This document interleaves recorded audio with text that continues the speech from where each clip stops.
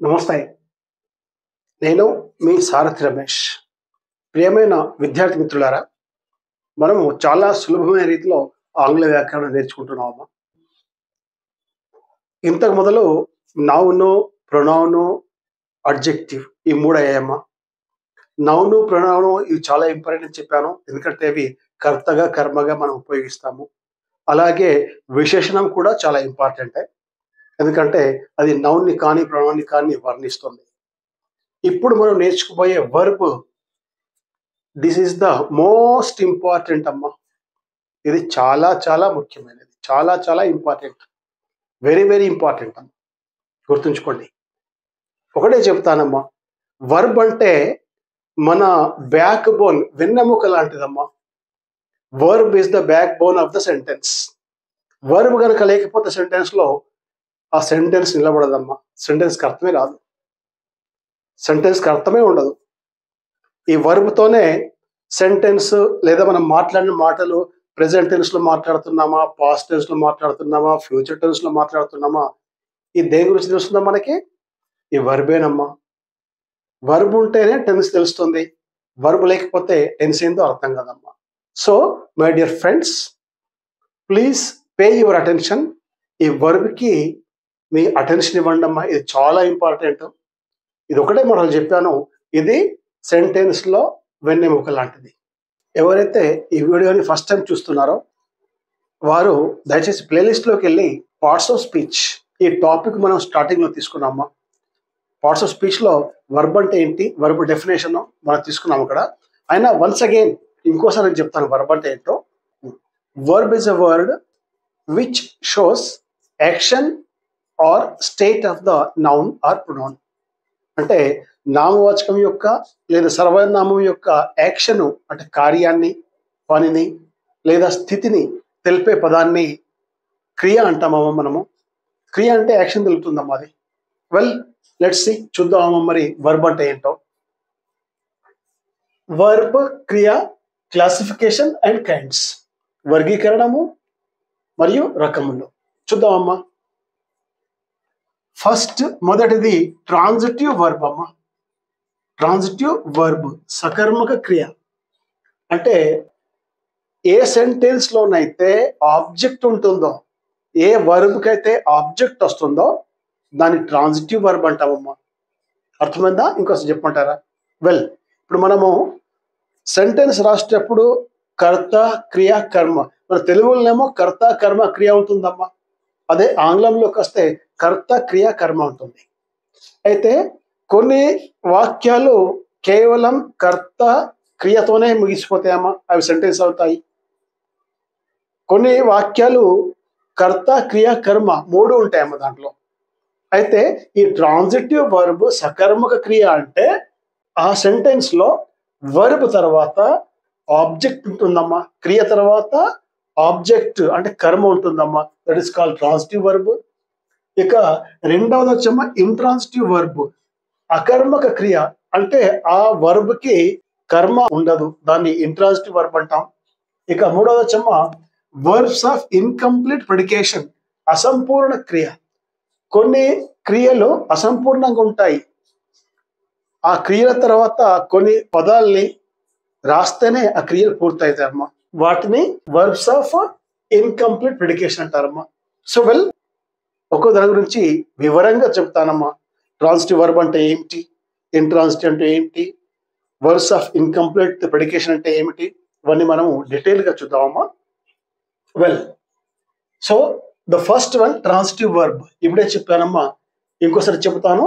ఇంగ్లీష్లో చెప్తాను, తెలుగులో చెప్తాను. తెలుగులో కూడా రాసుకోండి అమ్మా. మరి ట్రాన్సిటివ్ వర్బ్ అంటే ఏమిటి? A verb which takes an object after it. A verb which takes an object after it. ఏ వాక్యంలో అయితే క్రియ తర్వాత కర్మ వస్తుందో, ఏ క్రియ కర్మను స్వీకరిస్తుందో దాన్ని ట్రాన్సిటివ్ వర్బ్ అంటామమ్మా. దాన్ని ఏమంటాము? Transitive verb. అంటే కర్త, క్రియ, కర్మ దీంట్లో 3 ఉంటాయమ్మా. ఎగ్జాంపుల్ చూద్దాం, ఇంకా అర్థమవుతుంది. They eat mangoes. దే అన్నదమ్మా ఇక్కడ వారు. ఇక్కడ సబ్జెక్ట్గా యూజ్ చేసామా, దానికి కర్త అంటాం మనం తెలుగులో. ఈట్, ఈట్ అంటే తినడము. ఇది వర్బ్ అమ్మ, క్రియ. మ్యాంగోస్ ఇది ఆబ్జెక్ట్ అమ్మ. They eat mangoes. రాసుకోండి అమ్మా. అంటే ఈ ట్రాన్సిటివ్ వర్బ్ అంటే సెంటెన్స్ లో వర్బ్ తర్వాత ఆబ్జెక్ట్ వస్తుందమ్మా. ఎప్పుడు గుర్తుంచుకోండి. ట్రాన్సిటివ్ వర్బ్ అంటే సెంటెన్స్ లో వర్బ్ తర్వాత ఏమొస్తుంది? ఆబ్జెక్ట్ వస్తుందమ్మా. అంటే కర్మ ఉంటుంది. దాన్ని ట్రాన్సిటివ్ వర్బ్ అంటాం. తెలుగులో సకర్మక క్రియ. సకర్మక అంటే కర్మ ఉంటుంది అన్నమాట. పేరులోనే ఉందమ్మా. ఇక రెండో ఎగ్జాంపుల్ చూద్దామమ్మా.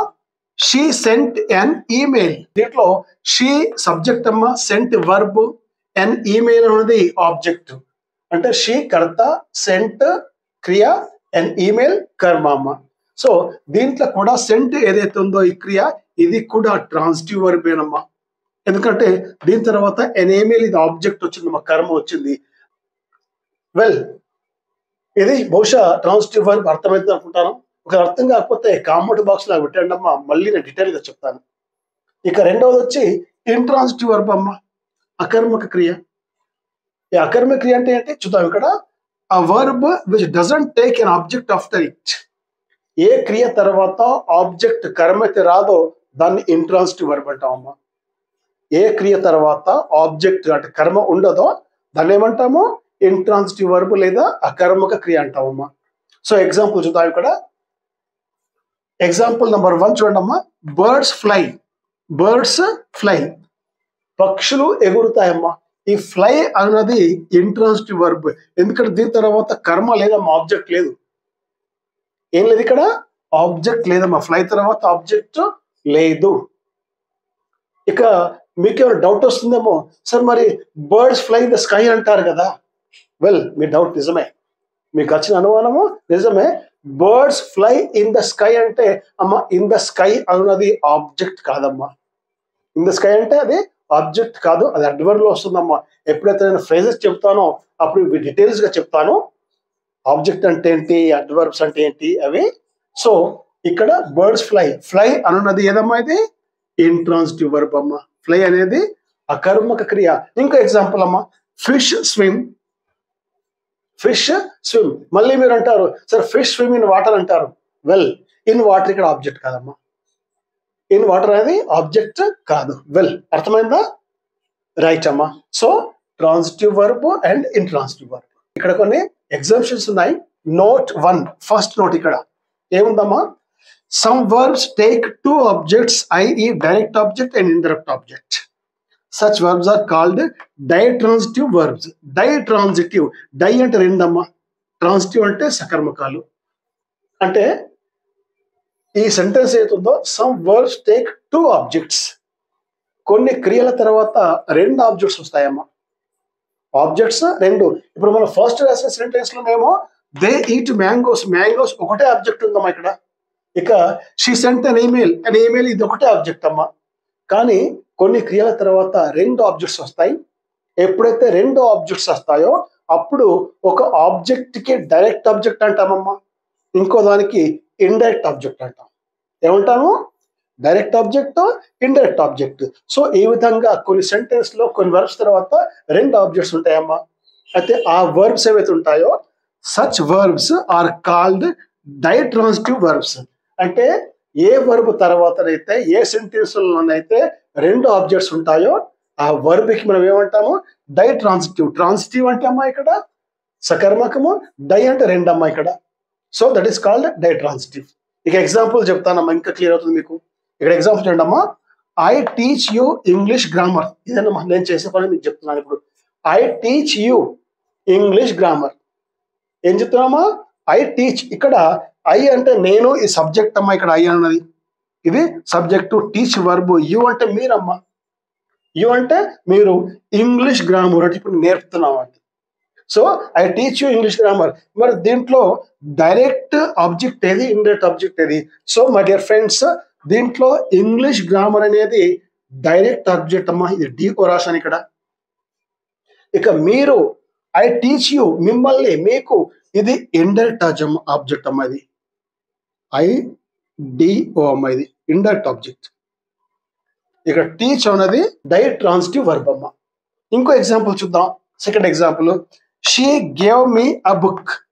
ఇది అంతేనమ్మా. షీ సబ్జెక్టు, గేవ్ వర్బ్, మీ నాకు, ఆ బుక్. అయితే మరి దీంట్లో డైరెక్ట్ ఆబ్జెక్ట్ ఏది, ఇండైరెక్ట్ ఆబ్జెక్ట్ ఏది అమ్మ? దీంట్లో ఆ బుక్ అనేది డైరెక్ట్ ఆబ్జెక్ట్, మీ అనేది ఇండైరెక్ట్ ఆబ్జెక్ట్ అమ్మ. సో ఈ విధంగా రెండు ఆబ్జెక్ట్స్ వస్తాయి, ఏమంటాము? డైట్రాన్సిటివ్ అమ్మ. వెల్, ఇక సెకండ్ నోట్ అమ్మ. ఫస్ట్ నోట్ ఒకటి, నోట్ 2 సెకండ్ నోట్ అమ్మ. ఇక్కడ ఇదేంటో చూద్దాం. A verb can be used as both transitive as well as intransitive. అంటే ఒక క్రియని ట్రాన్సిటివ్ వర్బ్ గా వాడచ్చు, ఇంట్రాన్సిటివ్ వర్బ్ గా కూడా వాడచ్చమ్మా. ఏమవచ్చు అంటే ఒక క్రియ ట్రాన్సిటివ్ వర్బ్ అవుతుంది, అదే ఇంట్రాన్సిటివ్ కూడా అవుతుంది. మరి అటువంటి వాటిని ఏమంటారు? Such verbs are called ergative verbs అమ్మ. దీంట్లో ఏగేటివ్ అంటే ERGATIVE, దీంట్లో ఆర్ సైలెంట్ ఉంటుందమ్మా. ఏగేటివ్ వర్బ్స్ ఏమన్నా? దీనికి ఏగేటివ్ వర్బ్స్. ఇక్కడ దీంట్లో కూడా ఆర్ సైలెంట్ ఉందాం. మనం వర్బ్ అంటాం జనరల్లీ, మనము అంటే జనరల్ స్పీకింగ్ లో వర్బ్ అంటాం, కాకపోతే దాన్ని ఉచ్చారణ వర్బ్. సో ఆర్ సైలెంట్ ఉందమ్మా. దీంట్లో కూడా ఏగేటివ్ వర్బ్ అన్నమా. ఇక్కడ చూసామా ఎగ్జాంపుల్ చూడండి, ఇక్కడ ఇంకా క్లియర్ అవుతుంది. ఇది అంటే ఒక వర్బ్ ట్రాన్సిటివ్ గా ఇంట్రాన్సిటివ్ గా యూజ్ చేస్తామమ్మా. ఒకటే వర్బ్. ఇక చూద్దాం ఏముంది ఇక్కడ. Farmers grow crops. ఫార్మర్స్ అంటే సబ్జెక్ట్, గ్రో అనేది వర్బ్, క్రాప్స్ అంటే ఆబ్జెక్ట్ అమ్మా. సో ఇక్కడ గ్రో అనేది ట్రాన్సిటివ్ వర్బ్. ఇక ఇంట్రాన్సిటివ్ చూద్దామా. Trees grow. ఈ ట్రీస్ గ్రో అంటే దీని తర్వాత ఆబ్జెక్ట్ లేదమ్మా, ఇది ఇంట్రాన్సిటివ్. ట్రీస్ గ్రోలో grow intransitive, farmers grow crop లో ఆ గ్రో అనేది ట్రాన్సిటివ్ అమ్మా. అదే విధంగా ఇంకో ఎగ్జాంపుల్ చూద్దాం. The boys fly kites. The boys fly kites. The boys అనేది సబ్జెక్ట్ అమ్మా, ఫ్లై వర్బ్, కైట్స్ ఆబ్జెక్ట్. ఇక్కడ ఫ్లై అనేది ఇక్కడ ట్రాన్సిటివ్ వర్బ్ లో వచ్చిందమ్మా. అదే ఇంట్రాన్సిటివ్ అంటే బర్డ్స్ ఫ్లై. ఇక మూడవది verbs of incomplete predication. A verb which needs the help of some words to complete its meaning. ఏ క్రియ అర్థం పూర్తయ్యేందుకు వేరే పదాలని వాడాల్సి వస్తుందో దాన్ని ఈ అసంపూర్ణ క్రియ అంటామమ్మా. ఇప్పుడు చూద్దాం ఎగ్జాంపుల్, క్లియర్ గా అర్థమవుతుంది. She is a doctor.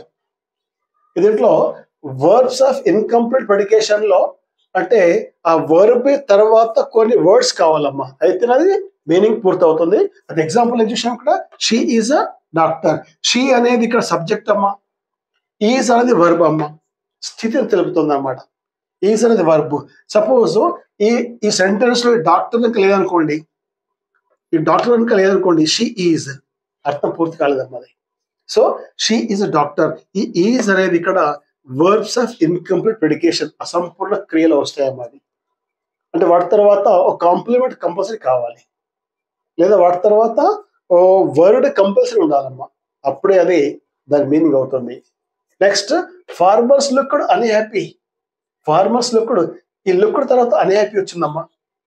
ఇది వచ్చి సపోజ్ ఫార్మర్స్ లుక్డ్ అంటే దీనికి పూర్తి అర్థం రాదమ్మా, అన్హ్యాపీ. సో ఈ విధంగా ఈ అసంపూర్ణ క్రియలమ్మా ఇవి. మూడవది అంటే ఇప్పుడు మనం ఏం చూసాం, ట్రాన్సిటివ్ వర్బ్ చూసాం, ఇంట్రాన్సిటివ్ వర్బ్ చూసాం, వర్బ్స్ ఆఫ్ ఇన్కంప్లీట్ ప్రిడికేషన్, ఈ మూడు చూసామమ్మా. వెల్, ఇక ఇవి క్లాసిఫికేషన్ లో వస్తాయి. కైండ్స్ చూద్దామమ్మా. కైండ్స్ ఆఫ్ వర్బ్స్ లేదా ఫార్మ్స్ అమ్మా. మరి ఈ రకాలు ఏ రకాలు చూద్దాం ఇప్పుడు. నంబర్ 1 రెగ్యులర్ వర్బ్స్, లేదా వీటిని వీక్ వర్బ్స్ అంటామమ్మా.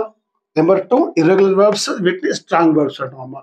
మరి రెగ్యులర్ వర్బ్స్ అంటే ఏంటి, ఇర్రెగ్యులర్ వర్బ్స్ అంటే ఏంటి? రెగ్యులర్ పేర్లో ఉందమ్మా, క్రమబద్ధీకరించబడినవి. ఇర్రెగ్యులర్ అంటే క్రమబద్ధీకరించలేనివి అనమాట, అంటే క్రమం లేవు అనమాట. రెగ్యులర్ అంటే క్రమంలో ఉన్నాయి, ఇర్రెగ్యులర్ అంటే క్రమంలో లేవు. మరి ఎగ్జాంపుల్స్ తో మీకు ఇంకా క్లియర్ అవుతుందమ్మా. రెగ్యులర్ ఏంటమ్మా, ఏదైతే వర్బ్ ఉందో ఆస్క్ రాశానమ్మా. ఈ రెగ్యులర్ వర్బ్స్ లో ప్రెసెంట్ టెన్స్ లో ఆస్క్ ఉంటే పాస్ట్ టెన్స్ లో ఆస్క్డ్ ఈడీ వస్తుందమ్మా. ఇది ED1 అంటాం, దీన్ని ED2 అంటామమ్మా. ED1 ED2 అంటే ED1 అంటే పాస్ట్ టెన్స్, ED2 అంటే పాస్ట్ పార్టిసిపుల్ అమ్మా. అదేవిధంగా వర్క్, వర్క్డ్, వర్క్డ్ అంటే ఒక్కటి క్లియర్ గా మీరు గుర్తుంచుకోండి అమ్మా. ఒక్కటి గుర్తు, ఈ రెగ్యులర్ వర్బ్స్ లో వర్బ్ తర్వాత ED వస్తుంది. పాస్ట్ టెన్స్ లో ED వస్తుంది, పాస్ట్ పార్టిసిపుల్ లో కూడా ED వస్తుంది. అప్పుడు మనం తెలుసుకోవాలి ఇది రెగ్యులర్ వర్బ్. మరి ఇర్రెగ్యులర్ అంటే ఏంటమ్మా, ఆ ఇర్రెగ్యులర్ వర్బ్ కి ED రాదమ్మా. మరి ఏమొస్తుంది చూద్దాం. మరి ఏంటో ఇప్పుడు ఇటు చూడండి అమ్మా. కట్, కట్, కట్, దీంట్లో ED ఉందా, లేదు. మూడు కూడా cut cut cut, put put put, ఈ విధంగానమ్మా. ఇంకోటి do did done, do doed doed ఇట్లా వస్తే రాదమ్మా. డూ డిడ్ డన్, ఈ do present tense, did past, ఈ డన్ అనేది పాస్ట్ పార్టిసిపుల్ అమ్మా. వీటిని మనం ఏమంటాం, ఇర్రెగ్యులర్ వర్బ్స్ అంటాం అమ్మా. అంటే ఇర్రెగ్యులర్ వర్బ్స్ అంటే ఆ వర్బ్ తర్వాత ఈడి రాదమ్మా. Go, went, gone, run, ran, run, ఈ విధంగా. సో మై డియర్ ఫ్రెండ్స్, ఈ ఇర్రెగ్యులర్ వర్బ్స్ మా అంటే 100-150 ఉంటాయమ్మా. ఆ లిస్ట్ నేను మీకు తర్వాత ఇస్తాను ఒకసారి. ఈ లిస్ట్ కనుక మీకు వచ్చింది అనుకోండి, అప్పుడు మీకు ఆల్మోస్ట్ హాఫ్ గ్రామర్, సగం గ్రామర్ వచ్చినట్లే అమ్మా. ఈ వర్బ్స్ కనుక ఈ present tense, present past, past participle తెలిసి ఉంటే మీకు, అంటే ఏ టెన్స్ లో ఏది యూజ్ చేయాలి, ఈ ఫార్మ్స్ రావాలి ప్లస్ టెన్స్ రావాలి.